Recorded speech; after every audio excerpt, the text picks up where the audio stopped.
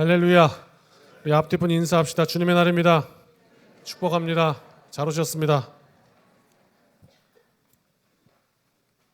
전행옥 권사님 지난 주간에 소천하셨습니다. 그리고 오늘 우리 장례 마치고 가족분들 참석했습니다. 오른쪽 뒷분에 계시는데 잠시 자리에서 일어나 주시겠습니까? 네, 주의 위로가 함께 하시기를 간절히 바랍니다. 우리 잠시 기도합시다. 하나님께서 귀하게 여기신 우리 전행옥 권사님 이제 육신의 삶을 마치고 부르셨습니다. 일생토록 함께 하셨던 하나님 감사합니다. 하나님께서 그 마지막까지 승리케 하시니 또한 감사합니다. 그 믿음의 길 또 본받아 잘 걸어가는 우리 자손들 되게 하시고 우리 모두가 되게 하옵소서. 하나님의 크신 위로가 가정 가운데 함께하여 주옵소서. 예수님의 이름으로 기도드립니다. 아멘. 감사합니다. 우리 앉으시겠습니다. 주님의 위로가 함께 하시길 바랍니다. 오늘 말씀 보겠습니다. 오늘 말씀 읽은 두 덩어리는 이 베드로와 유다의 허물입니다. 잘한 것도 있습니다만 인생이 허물입니다. 무슨 허물이냐? 공통점을 찾아보면 유다는 예수를 팔기로 마음먹었습니다. 가만 보니까 자신은 정치적으로 예수가 한몫 잡아서 무언가 멋진 자기 국회의원 될 줄 알은 거죠. 장관이라도 될 줄 알았던 거죠. 그런데 보니까 희망이 안 보여요. 그래서 예수를 팔기로 결정했습니다. 배신한 거죠. 그런가 하면 베드로는요, 오늘 본문에 보니까 예수님한테 이렇게 말하는 장면이 나옵니다. 무슨 말씀하십니까? 제가 죽을지언정 주님을 부인하지 않습니다. 여러분 혹시 살면서 이런 얘기 해보셨습니까? 사업하다가 만약에 박 사장 날 못 믿어, 죽어도 나 그렇게 안 해 라든지, 딸 아빠 못 믿어 라든지, 그때 그 마음이 거짓입니까? 위선입니까? 사기입니까? 그건 아닐 것 같은데요. 진심으로 그런 거죠. 아니 베드로가 그 밤에 뭐 주님께 립서비스 하느라고 결코 죽을지언정 그렇게 했을 게 아니 진심이었을 것입니다. 그다음 그 뒤를 보면 말씀을 자세히 살피면 뒤에 뭐가 나와 있냐? 제자들도 그와 같이 말했다. 베드로가 먼저 선창했고 모든 제자들이 다 그렇게 말했다. 그런데 예수님 돌아가시니까 배신, 다 불불이 흩어졌고 그다음 특별히 베드로는 그렇게 호언장담했는데 돌아서서 가장 작은 계집종 앞에서 나는 예수를 모르고, 인생의 가장 절정인 그 십자가 사건 그 앞에서 나는 예수를 모르고 나는 크리스천이 아닙니다 라고 했다는 것. 오늘 이 유다와 베드로의 이야기 속에서 우리가 잡아내야 될 것이 있다면 주님 내 속에도 베드로와 같음이 있었습니다. 이게 잡아져야 은혜가 되는 거죠. 그게 이제 영성에 충만한 인생이죠. 우리 영성이 그걸 잡아내는 거예요. 그렇습니다. 내가 한 주간 내 삶의 터에서 베드로와 같이 주님을 가장 사랑하는 것처럼 하다가 내 삶의 현장에는 주님을 모르는 것처럼 그렇게 살던 내 모양이 있었습니다. 그게 이제 회개가 되는 거죠.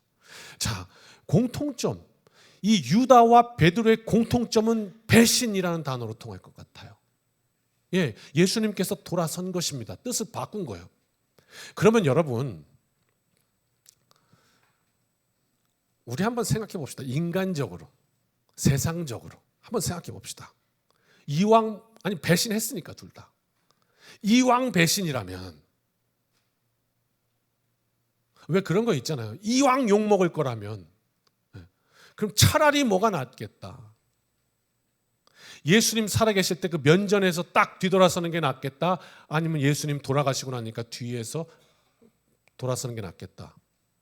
세상이 보기에는 나는 사람 앞에서 그냥 앞담화로 그냥 들이대면 몰라도 치사하게 뒤에서 뒷담화로 그러진 않아. 뭐 이런 얘기들 하잖아요. 그렇죠?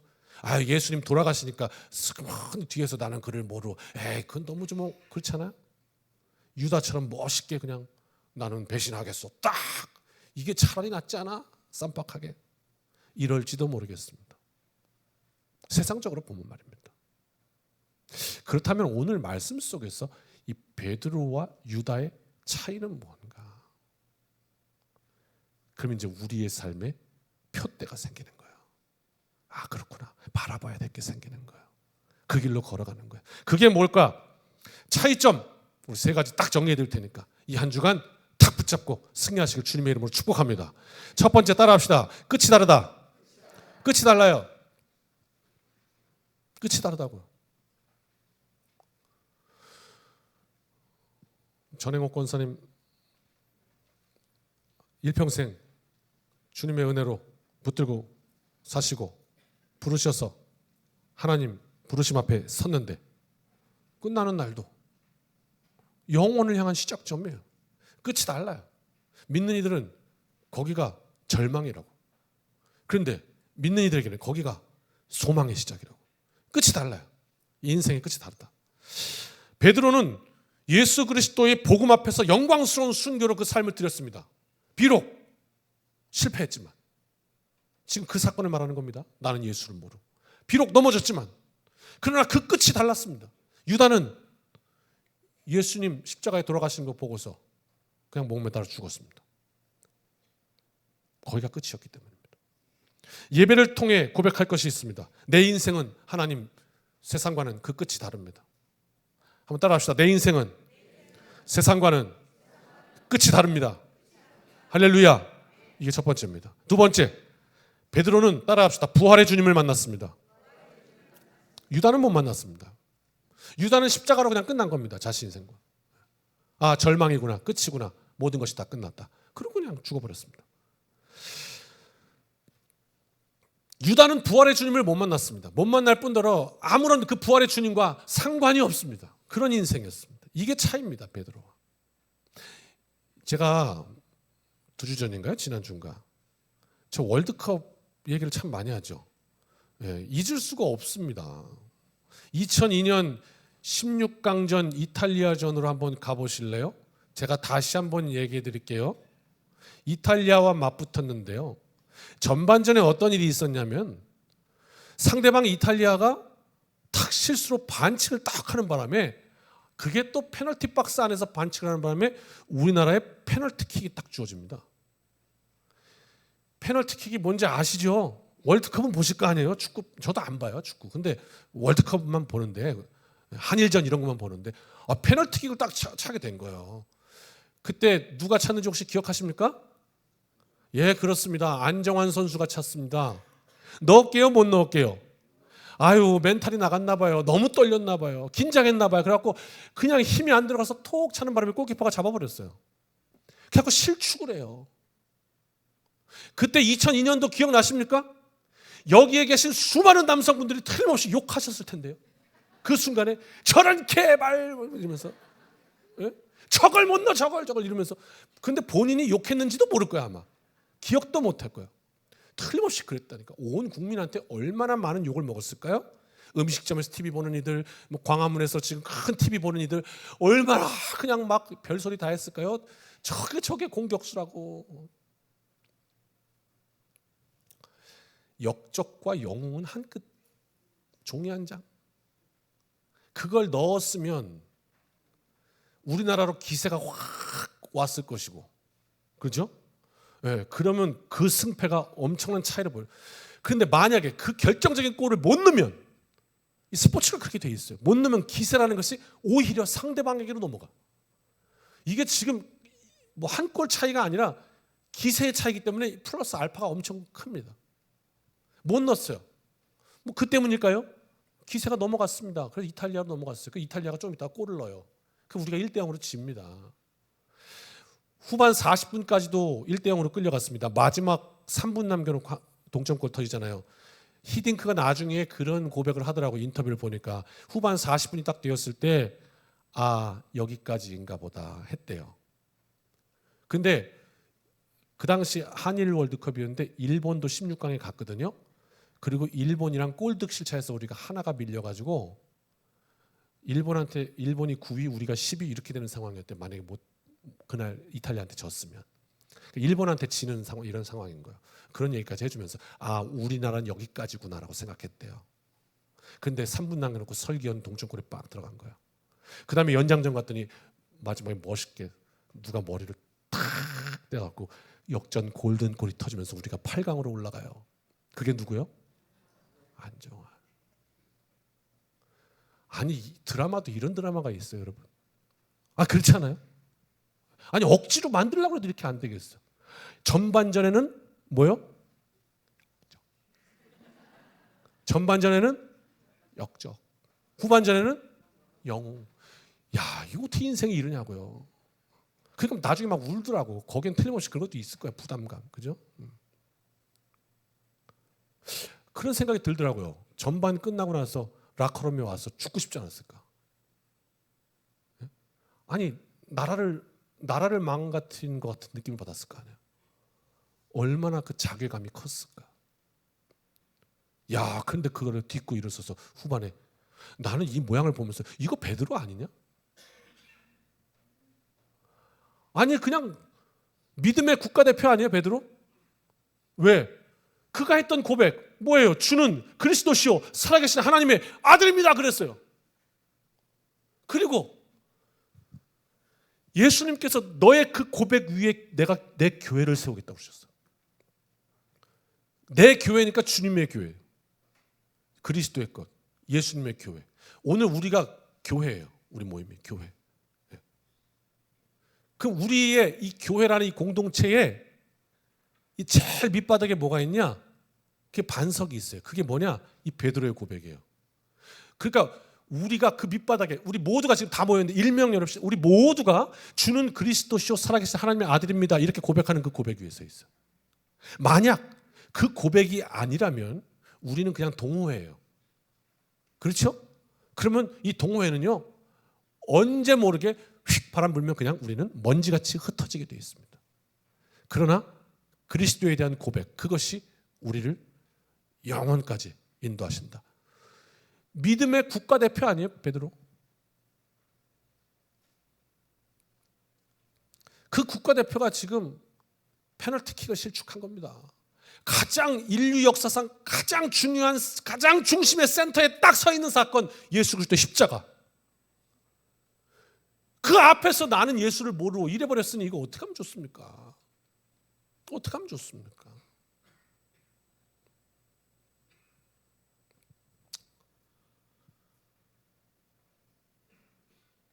한번 생각해 보실까요? 오늘 예배를 통해서 우리가 살필 게 있습니다. 진짜 쥐구멍 어딨냐, 죽고 싶다 하고 있는데 예수님이 세상에 부활하셨네요. 그러면 나는 좀 그냥 이제 버리시지. 너무너무 미안하고 창피하고 죽을지언정 부인하지 않겠습니다. 그래놓고서는 작은 객종 앞에 가서, 그때 아마 그림은 그렇게 그렸을 거예요. 모든 시퍼런 권력들이 살아있는 그 법정 앞에서 내 목에 칼이 들어와 있는 상황에서 네가 베드로냐 했을 때 내가 베드로입니다. 주는 그리스도시요 살아계신 하나님의 아들입니다. 내 목을 치시오. 이게 자신의 생각이었어요. 그때 죽을지언정 이 말. 그런데 현실은 그 생각과 너무 달랐어요. 작은 계집종 앞에서 나는 예수를 모르. 나는 예수를 모르. 그러다 닭 3번 울고 예수님의 그 말씀이 생각나. 밖으로 나가 심히 통곡하니라 그랬어요. 막 울었어요. 상상과 실제의 격차가 너무 큰 거 아닙니까? 나는 예수 그리스도를 위하여 내 생명을 드릴 준비가 되어 있노라. 이게 마음이었는데 나가보니까 저 교회 안 다녀요. 이 격차가 너무 크더라 이 말입니다. 게다가 여러분 하나만 더 생각해 볼까요?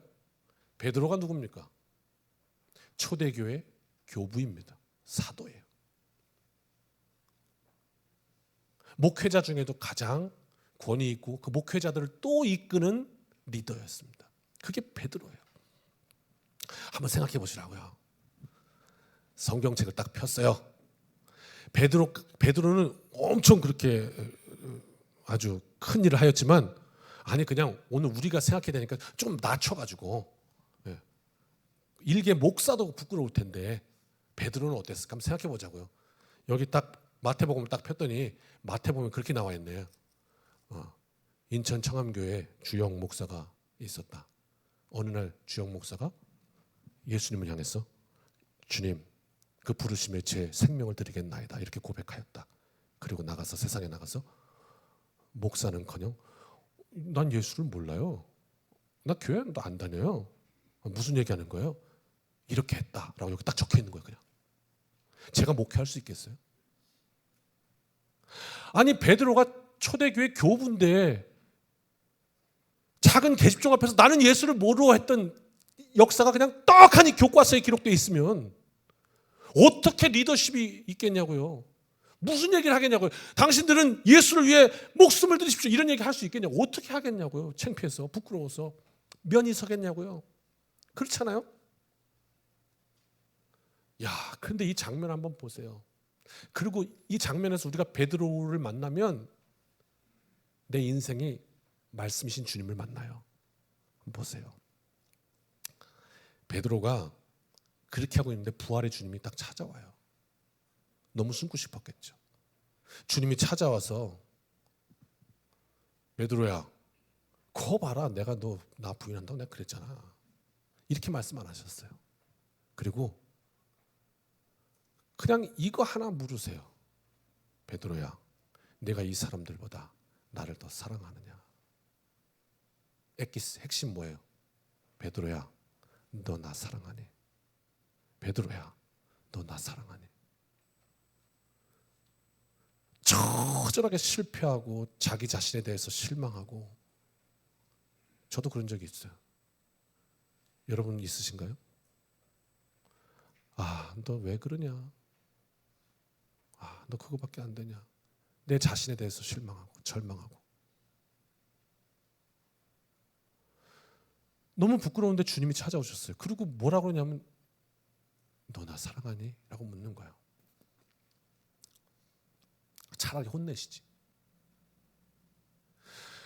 베드로가 그냥 숨고 싶어서 막 번민하고 있는데 그 가운데 갑자기 모든 생각들을, 잡생각들을 싹 제거하시더니 뭐라고 그러냐면, 잠깐만 한 가지만 일단 체크하고 넘어가자. 한 가지만, 오늘 예배 시간을 통해 여러분 한 가지만 체크합시다. 당신 주님 사랑하십니까? 아니 일단 내가 실패한 거, 내가 죄 지은 거, 어떻게 내가 좀 넘어진 거, 그냥 내가 지금 너무 힘든 거, 아이 오케이 다 일단 잠깐 일단 제껴놓고, 당신 지금 주님 사랑하십니까? 내가 나를 사랑하느냐? 일단 이렇게 물으시는 거예요. 베드로가 생각해봤죠. 내가 사실 그때 그냥 실없는 소리 한 건 아니에요. 정말 주님 사랑해서 정말 죽을지언정 주님을 부인하지 않고 정말 그렇게 하고 싶었어요. 그런데 현실은 다르더라고요. 너무너무 무섭더라고. 너무 두렵더라고. 그래서 그냥 주님 모른다고 해버렸어요. 나도 모르게. 그런데 지금 주님, 네가 나를 사랑하냐 물으시는데 제 마음 중심을 이렇게 들여다보니까, 예 주님, 그렇습니다. 근데 예전처럼 죽을지언정 이렇게 이제 못해요. 자기를 알았거든. 그래서 어떻게 해요? 제가 주님 사랑하는 거 주님이 아십니다.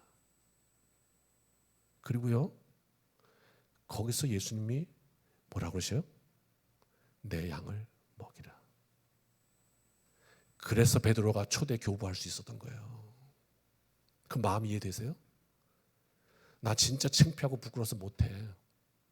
근데 예전에 나 실패했어. 그래서 주님 혼장담하고 진짜 창피하게 부인하고 했어. 그런데 주님이 그거 받아주셨어요. 그들이 뭐라고 하냐면 네가 나 사랑하냐고 물어. 가만히 내 중심을 보니까 예 주님, 나 주님 사랑해요. 맞아요. 그때 어떻게 내 양을 먹이라.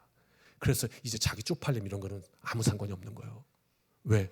이제 진심으로 내 주님 말씀을 지키고 싶습니다. 그래서 여기에 자기의 치부가 드러나는데도 불구하고 내 양을 먹이라 하셨으니 그 용기 가지고 가서 사역한 거예요. 그래가지고 어떻게 전반전에 페널티킥 실축하고 후반전에 골든골 넣은 거예요. 그래서 인생의 마지막 끝을 베드로는 영광스러운 순교로 장식했던 거예요. 할렐루야. 베드로는 부활의 주님을 만났어요. 우리 인생이요, 막 넘어져도요, 막 깨져도요, 어려워도요, 부활의 주님을 만나면 다시 소망을 얻는 줄 믿으시길 주님의 이름으로 축원합니다. 이 한 주간 사시면서 우리가 아무리 어려워도 사방에 우겨쌈을 당해도 그래도 부활의 주님 만나면 주님께서 나를 다시 붙들어 이렇게 물으시는 거예요. 네가 나를 사랑하느냐? 말씀 부여잡고 승리하시길 주님의 이름으로 축복합니다.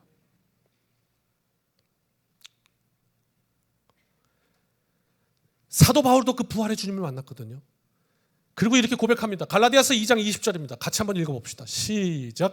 내가 그리스도와 함께 십자가에 못 박혔나니 그런즉 이제는 내가 사는 것이 아니요 오직 내 안에 그리스도께서 사시는 것이라. 이제 내가 육체 가운데 사는 것은 나를 사랑하사 나를 위하여 자기 자신을 버리신 하나님의 아들을 믿는 믿음 안에서 사는 것이라.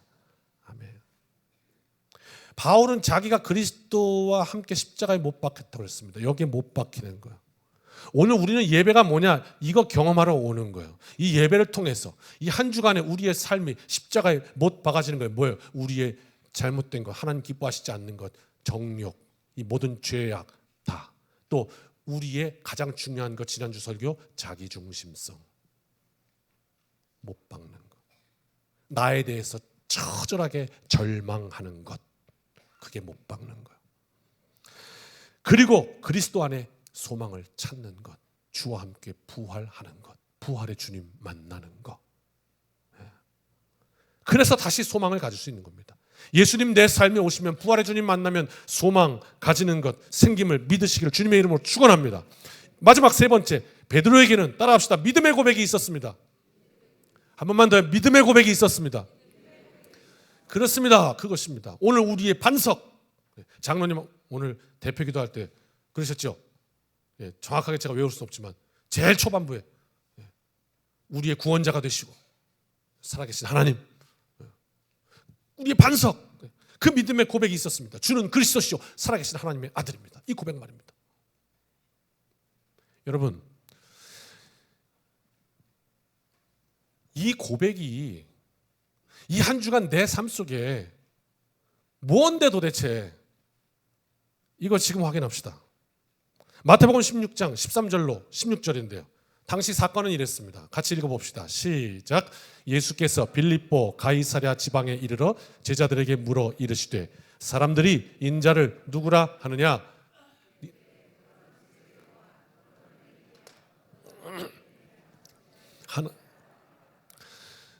그 다음 이르시되 너희는 나를 누구라 하느냐? 시몬 베드로가 대답하여 이르되 주는 그리스도시요 살아계신 하나님의 아들이시니이다. 아멘. 그러니까 그 위에 내가 내 교회를, 예수님의 교회를 세우겠다고 하셨잖아요. 우리가 지금 교회잖아요. 그러니까 우리가 지금 그게 서 있는 그거, 그게 지금 이 고백이에요. 그렇죠? 자, 그렇다면 결정적인 이 유다와의 차이, 유다는 부활의 주님 못 만났고 유다와는 끝이 달랐고, 마지막 세 번째, 유다에게는 이익이 없었어요. 믿음의 고백이 없었다고요. 주는 그리스도시요 살아계신 하나님, 이게 아니었다고. 유다한테는, 유다는 뭐였냐? 그냥 선생이었어요. 그냥 랍비였어요. 그냥 내 꿈을 이루어 줄 사람, 하나님의 꿈을 이룰 게 내가 아니고 그냥 내 욕망을 이룰 존재, 그게 예수였다고요. 그러니까 어떻게 계속 관찰했죠. 그러다가 어떻게 해요? 은 30에 팔아요. 이 은 30은 뭐냐면 당시 노예 한 명의 몸값이에요. 그러니까 이런 이야기예요. 아유, 이제 틀렸다. 내가 여기다가 세상에 내 인생을 걸었단 말이냐. 이제라도 그저 몸값이라도 건지자. 이게 유다의 생각이에요. 팔았어요. 뭐 별로면 해석이 다 있습니다. 뭐 성경에 뭐 이게 해석을 좋아하는 이들은 뭐 유다가 굉장히 정치적으로 뭐 이렇게, 그래서 예수를 팔아야 예수께서 뭐 기적을 일으키고 뭐 그래야지 이렇게 되지 않겠냐, 뭔 소리인지 모르시면 패스. 아무튼 참 그 잡다한 해석들이 많은데,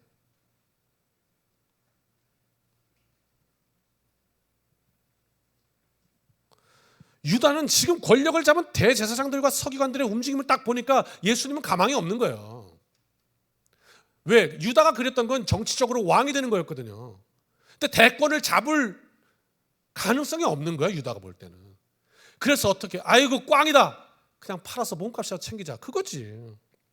나는 그동안 무슨 꿈을 꾸며 저 예수, 저 초라한 자에게 올인하였다는 말인가. 이렇게 망하니 은 30이라도 받자. 주는 그리스도시오. 이 고백과는 전혀 무관했습니다.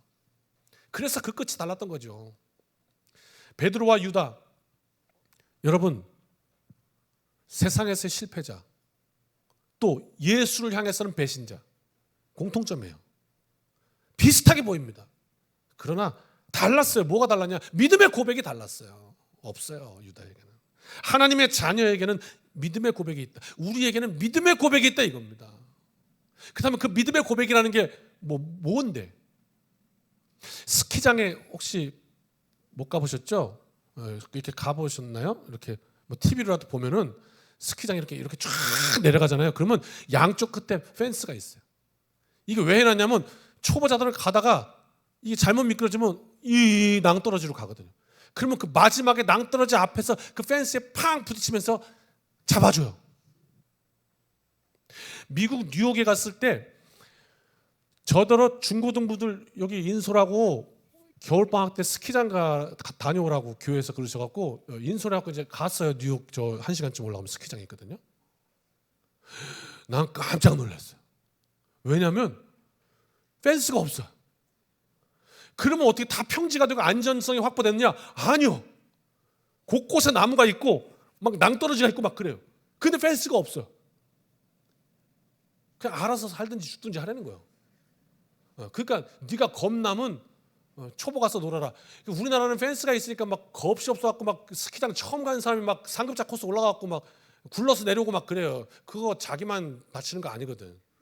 다른 사람도 다치는데 막 그런 하여튼 용감해 우리나라는. 거기는 죽으려면 타봐 이런 식이에요. 펜스가 없어요. 여러분, 인생에도 펜스가 있다 이 말입니다. 우리가 넘어지는 것 같아도, 쓰러지는 것 같아도 내 인생을 마지막 지켜야 될 그 선 최후의 보루에 딱 서고 있는 그 지지대, 그게 뭐냐? 주는 그리스도시요 살아계신 하나님의 아들입니다. 이 믿음의 고백, 이것이 내 인생의 마지막 지켜주는 보루인 것입니다. 지지대인 거야. 펜스인 거야. 베드로 진짜 페널티킥 실축한 거지. 믿음의 국가대표가 세상에, 나는 모르고 이게 뭐야? 그런데 그 마지막 주는 그리스도시요 살아계신 하나님의 아들입니다. 이 고백이 그 인생을 지키는 거야. 유다는 그게 없었어요. 사망의 음침한 골짜기를 다닐지라도 빠지지 않도록 그 마지막 선을 지켜주시는 주의 지팡이와 막대기, 그것이 우리의 믿음의 고백인 것입니다. 베드로, 그의 가장 중심에는 분명한 믿음의 고백이 있었습니다. 자괴감에 자신에 너무 실망해서 통곡할지언정, 밖에 나가서 심히 통곡하니라. 그럴지언정 그는 주님의 말씀을 다시 부여잡고 일어설 마지막 지지대가 있었습니다. 이 예배를 통해서 다시 고백합니다. 주님, 내 인생의 구원자이시고 주님은 살아계신 하나님의 아들입니다. 말씀 정리합니다. 베드로와 가룟 유다, 무엇이 다른가? 첫 번째, 끝이 달랐습니다. 한 명은 자신의 삶을 그냥 자살로 마무리했고, 한 명은 예수 그리스도를 위하여 내 생명을 드리는 그 끝이 완전히 달랐습니다. 두 번째, 왜 그들은 달랐는가? 베드로는 부활의 주님을 만났습니다.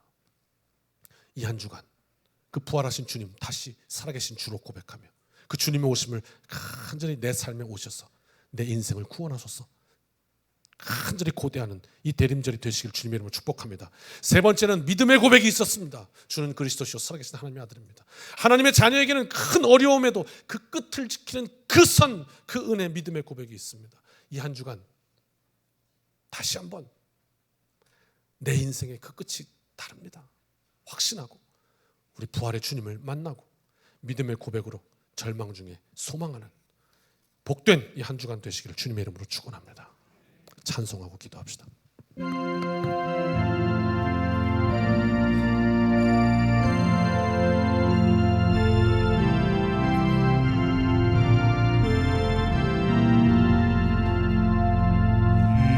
몸의 소망 무언가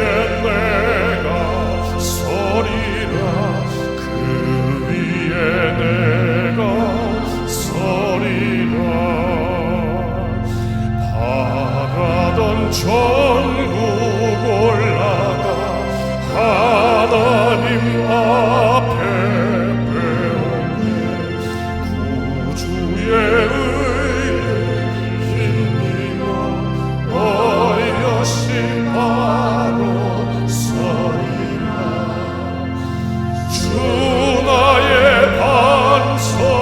반석이시니 그 위에 내가 서리라 그 위에 내가 서리라.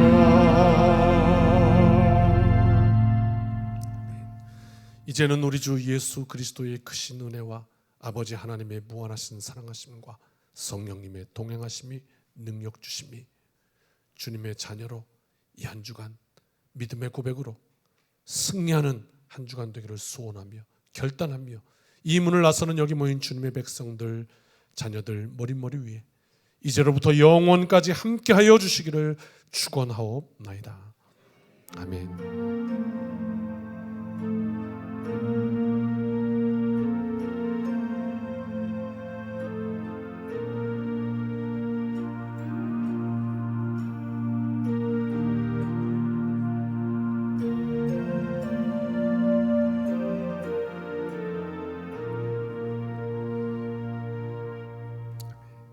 사랑하는 성도 여러분, 이 한 주간도 주님의 은혜로 승리합시다. 아멘.